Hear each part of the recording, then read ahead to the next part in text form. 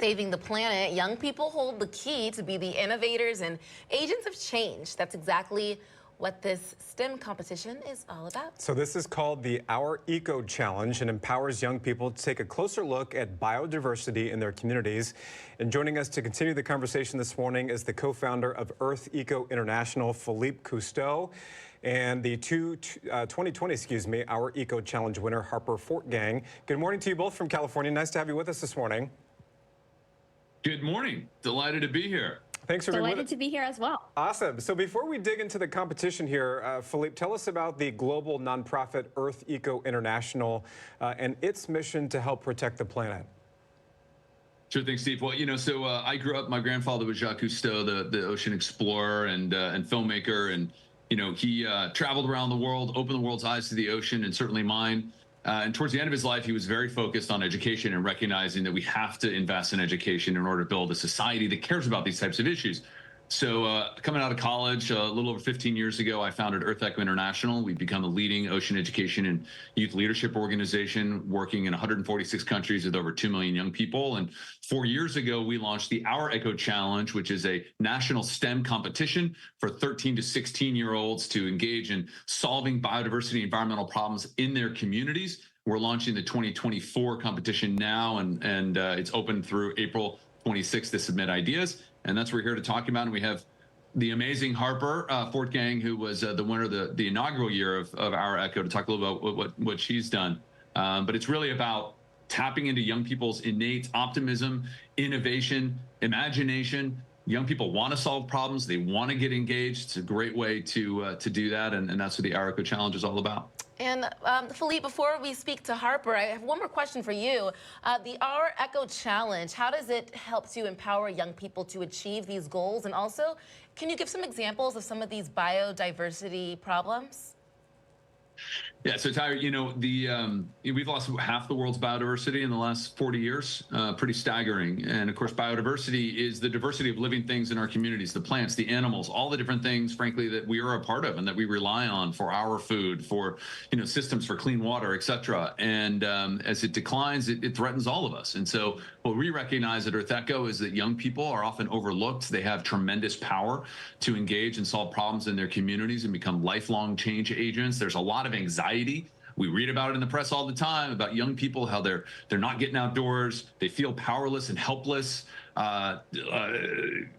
Stress and anxiety and all these issues that young people face. And so the Our Eco Challenge is a way for young people to build community, to get outdoors, to solve problems. We offer grants for the 3 finalist winners of $1,000, $2,500, and $5,000 to actually let the young people institute their projects. And we've seen everything from young people use robots to clean up trash to, some are passionate about media and storytelling. And so they create programs and use technology to track pollinators. I'll let Harper talk a little bit about her winning project, but it's really amazing to see the innovation and the passion. Once you provide that spark for young people, they just are off and running.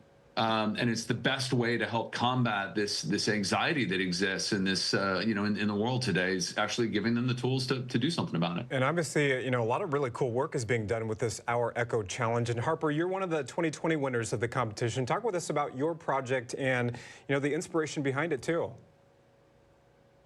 Yeah, so I led Team Superplants in the very first 2020 Our Eco Challenge. We received a $5,000 grant for our project.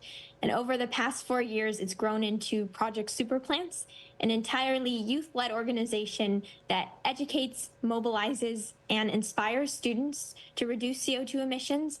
We run interactive climate modules in schools throughout Northern California. We started as a team of 3, and now we're a team of 30 high schoolers who've reached over 2,000 students and grown 22,000 superplant seeds.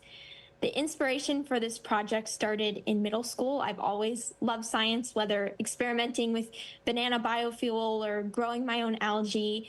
And I was learning about photosynthesis in science class, and I wondered whether we could supercharge plants' intake of CO2 to protect our environment. And I learned about these really cool plants that have larger root systems that can store more CO2 to protect our environment. So I was excited by all this, and I wanted to share it with others. And the moment that I took all of these ideas I had and connected them with real action, was when I stumbled upon the Our Echo Challenge. And for me, it was a way to take concrete action instead of feeling overwhelmed and overwhelmed by the climate crisis. It was a way to feel hopeful. Wow, Harper, that's super inspirational, and congratulations. You're so bright. That's super awesome. If students are interested in joining the competition, when does it begin? How can they get started? Because I know a lot of students here in our area might be really interested in this one. So we have, the deadline is April 26th. They can go to earthecho.org online to find out how to submit their ideas. There's individuals, community, groups, family, there's their school. So teachers are watching. This is something definitely open, and we for teachers, we are all about accepting as many submissions right now and continuing the work of the thousands and thousands of amazing young people across the country over the last 15 years, in particular the last 4 years of the Our Echo Challenge, that have changed their communities, transformed their lives, gotten engaged, and build the kind of the future that we all want.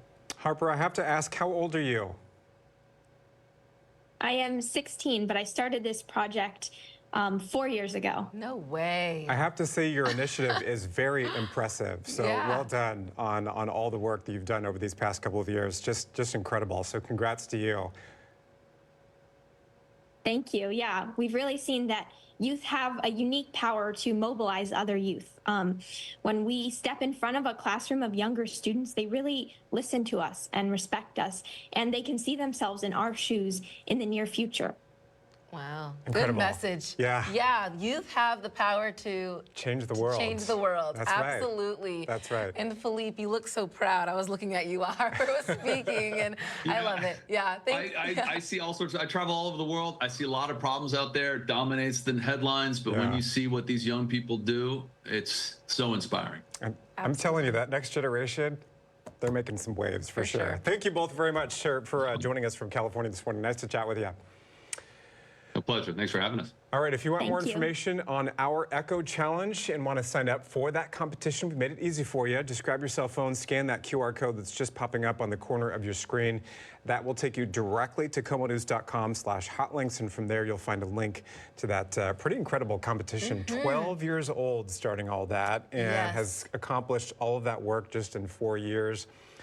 Going from a team of 3 up to a large number of kids that are helping out with that. That's impressive. And like Philippe said, there are so many different biodiversity issues, and there's so many bright ideas. I'm sure they get so many applications, and it's nice to hear that they have some grants to fund these projects.